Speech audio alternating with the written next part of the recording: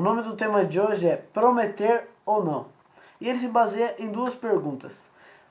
Qual é a diferença entre fazer promessas a Deus ou não fazer promessas a Deus? E outra pergunta, se podemos nos converter, podemos nos salvar sem haver necessidade de fazer promessas a Deus, por que fazer promessas? Qual a necessidade de fazer promessas? Este é o tema de hoje, prometer ou não.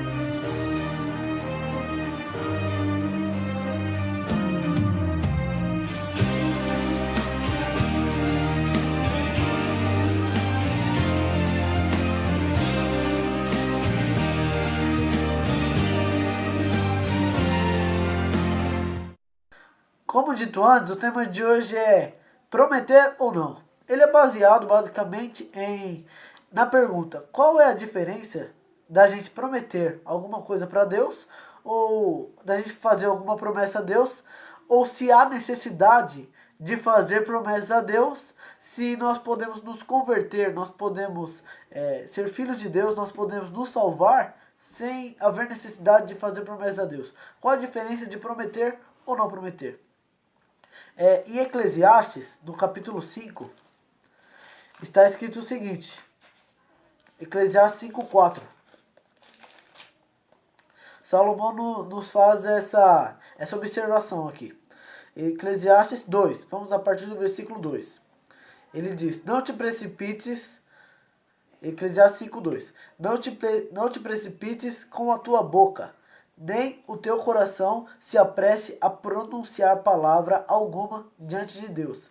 Porque Deus está nos céus e tu na terra, portanto sejam poucas as tuas palavras. Aqui, pelo que deu a entender, nesse verso aqui, ele sozinho, entendemos então que não podemos nos precipitar para prometer alguma coisa a Deus. Se estamos sofrendo muito com a tentação, então estamos ali, Deus, está muito difícil, a nossa tentação está muito difícil de a gente vencer a nossa tentação, a nossa provação, então nós não devemos nos precipitar e prometer a Deus que nós não vamos mais fazer, porque isso é algo totalmente errado, porque não faz sentido você estar precisando parar de pecar, de cair sempre no mesmo erro, de apertar sempre a mesma tecla, e aí você decide uma noite prometer a Deus: ó, a partir de hoje eu não faço mais. Mas é porque naquele momento você está sentindo que você não deve fazer mais. Só que vai vir a tentação de novo. Então não te precipites com a tua boca, porque depois você tem que prometer. Então é importante prometer a Deus. Se você promete, você tem que cumprir. Aí ele diz aqui no versículo 3: porque dos muitos trabalhos vêm os sonhos, e do muito falar, palavras nécias. No versículo 4 agora: quando a Deus fizerdes algum voto, não tardes em cumpri-lo, porque não se agrada de tolos. Cumpre o voto que fazes. Aí no 5: melhor é que não votes, melhor é que não prometa, do que votes e não cumpras. Melhor é que não prometa a Deus do que você prometa e não cumpra. Porque promessas temos que cumprir. Agora, qual é a diferença de você fazer uma promessa a Deus? Porque, por exemplo, eu vou dar um exemplo aqui. Eu me converto, eu aceito Jesus na minha vida. Vamos supor que eu aceito Jesus na minha vida. E aí eu me converto para o criacionismo, eu converto para o cristianismo. E aí eu quero, então, fazer a vontade de Deus. Eu quero parar com os meus erros, eu quero cessar ali, eu quero começar a fazer a vontade de Deus daqui pra frente. Aí eu estou ali na tentação, sempre eu clico na mesma tecla, sempre eu caio no mesmo erro. E aí eu decido um dia fazer uma promessa a Deus. Falo assim: ó Deus, ó Senhor, agora eu não quero mais cair nessa mesma tecla, me ajuda. Isso é certo. Agora você fala: ó, a partir de hoje eu não vou mais fazer isso. Aí quando vem o momento da tentação, você cai. Aí você fala: mas Deus perdoa. Deus perdoa. Só que você prometeu. Ele fala: quando a Deus fizer algum voto, não tardes em cumpri-lo. Então qual a diferença entre cumprir o voto ou não? Eu gosto muito da frase que Ellen White ela descreve no livro Vida e Ensinos, na página 103, no capítulo 15, que o nome do capítulo é A Prova de Nossa Fé. Ela deixa uma frase muito simples e que nós entendemos essa frase de uma maneira mais prática. Essa frase está na página 103 do livro Vida e Ensinos. Ela deixa assim: se vencemos as provações e ganhamos a vitória sobre as tentações de Satanás, suportamos então a prova de nossa fé, que é mais preciosa do que ouro. A prova de nossa fé é mais preciosa do que ouro. E nos achamos mais fortes e mais bem preparados para enfrentar a provação seguinte. Ponto. Vamos parar por aqui. Então, se vencemos as provações, porque lá em Efésios, segundo Efésios 6:12, está escrito assim que a nossa luta não é contra o sangue e a carne. A nossa luta não é contra nós mesmos. A nossa luta é contra os principados e potestades, os dominadores deste mundo tenebroso, as forças espirituais do mal nas regiões celestes. Então a nossa luta é contra quem? Contra os anjos, os demônios, é contra Satanás. A nossa luta não é contra o sangue e a carne. Ele está sempre falando aqui ao nosso ouvido, e ele é astuto. Ele sabe onde que é onde que é o nosso ponto fraco, e ele está sempre aqui falando conosco. Só que temos o auxiliador, que é o Espírito Santo, claro. Só que se vencemos as provações e ganhamos a vitória sobre as tentações de Satanás, ela diz aqui: suportamos então a prova de nossa fé, que é mais preciosa do que ouro. A prova de nossa fé é mais preciosa do que ouro. Então, se a gente vence as tentações de Satanás, a gente fica mais forte cada vez mais. Então, se a gente pede para Deus: ó Senhor, me ajude a vencer agora, me ajude a vencer agora. E aí a gente começa a vencer, um dia, 2 dias. Aí, se vencemos, aí começamos a ficar mais fortes, começamos a fortalecer mais a nossa fé, que é mais preciosa do que ouro. E ela não erra em dizer isso. E nos achamos mais fortes e mais bem preparados para enfrentar a próxima provação. Nos achamos mais bem preparados para enfrentar a próxima provação que Satanás e os principados e potestades vêm falar para nós. E aí nos tornamos mais fortes. Ela continua: mas se sossobramos e cedemos às tentações de Satanás, ficamos mais fracos, não alcançaremos recompensa pela prova, nem estaremos tão bem preparados para a próxima. E se cedemos às tentações de Satanás, estamos cada vez mais nos fraquejamos na fé. E aí, se pedimos a Deus: ó Deus, ó Senhor, me ajude a vencer essa tentação. E aí ele quer te ajudar, ele está te ajudando, só que de vez em quando você cai. Você sempre cai, você vai ficando mais fraco, você vai fraquejando. Essa é a hora que você não pode desistir de orar. É por isso que Paulo diz: orai sem cessar. Orai sem cessar. Você tem que orar sem cessar. Assim como Ellen White, ela diz lá no um verso muito bonito que ela fala lá no livro Temperança, na página 135, ela diz assim que o nosso respirar deve ser uma oração. Então toda hora que você está prestes a passar por uma provação, quando você está prestes a passar por uma provação, você já tem que estar orando, já tem que estar pedindo para Deus. E essa é a importância da oração. Então, cada vez que você fraqueja, cada vez que você cede às tentações de Satanás, você está fraquejando cada vez mais.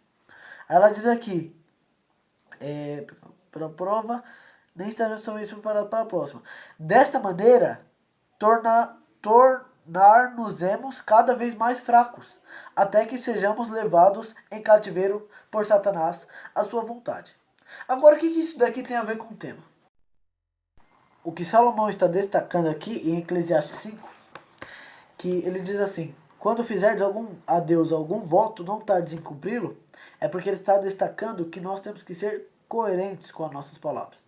Então eu li esse texto aqui de Ellen White, na página 103 de Vida e Ensinos, porque quando prometemos a Deus e não cumprimos, não é porque isso não é perigoso, porque Deus vai julgar a nossa causa e porque nós vamos nos perder porque se a gente não cumprir alguma promessa. Ele diz que a gente tem que cumprir as promessas e é necessário cumprir as promessas que fizemos a Deus, porque se não cumprirmos as promessas, não é que ele vai parar de confiar na gente, mas é que a gente vai parar de confiar em nós mesmos. A gente não a gente vai parar de confiar na nossa capacidade e vai parar de confiar, desconfiar na capacidade de Deus. Olha o perigo de fazer alguma promessa a Deus e não cumprir. A gente vai parar de confiar em Deus. Olha o que está escrito lá em Miqueias, no capítulo Miqueias 7:9. Miqueias no capítulo 7, no versículo 9.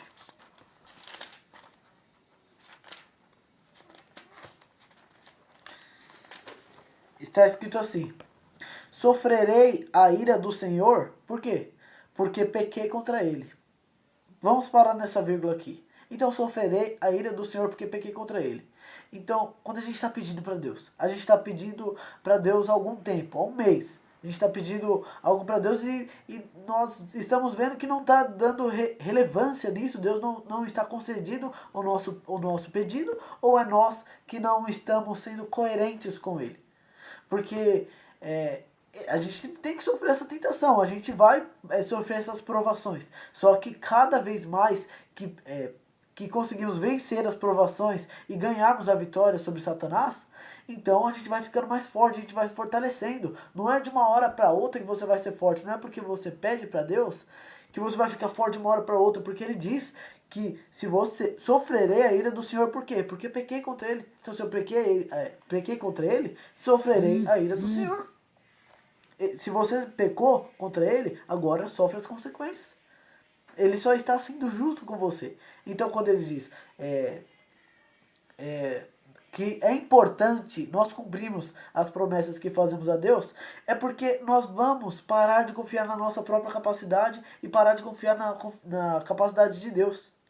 E ele continua, até que julgue, sofrerei a ira do Senhor porque pequei contra ele, até que julgue minha causa e execute o meu direito, até que julgue a minha causa e execute o meu direito, até Deus analisar ali todos os seus pecados, até o dia da salvação, até o dia que ele voltar, nós vamos aqui ter essas provações aqui na terra. Não tem para onde correr.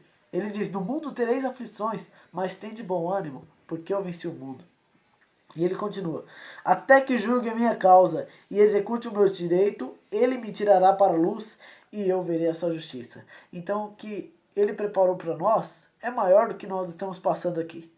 O que ele preparou para nós, nós veremos então a sua justiça, nós veremos a justiça de Deus, ele nos tirará para a luz e nós veremos a justiça. Então é necessário cumprir a nossa promessa a Deus. Ou também não prometer se vemos, se conseguimos ali analisar que não somos capazes de cumprir as promessas. Se não somos capazes de cumprir as promessas, não promete. É melhor que não vote do que votes e não cumpra. Está escrito em Eclesiastes 5:5. Melhor que não vote do que votes e não cumpra. Então, essa é a necessidade, esse é o sentido da promessa de Deus. Então, converter é diferente que prometer. Não é porque você está convertido, porque agora você quer fazer a vontade de Deus, que você pode prometer mundos e fundos para ele. Que você pode prometer que você vai parar de cair no mesmo erro, clicar na mesma tecla, na mesma tecla sempre. Não é porque você se converteu que você já está salvo. Não é porque você se converteu, na verdade, ele diz lá em Lucas 21:19, na vossa perseverança ganhareis a vossa alma. Então, no mundo tereis aflições, não tem para onde correr. Sofrerei a justiça do Senhor porque pequei contra ele. Então, se você pecou contra ele, não tem para onde correr, você vai sofrer as consequências.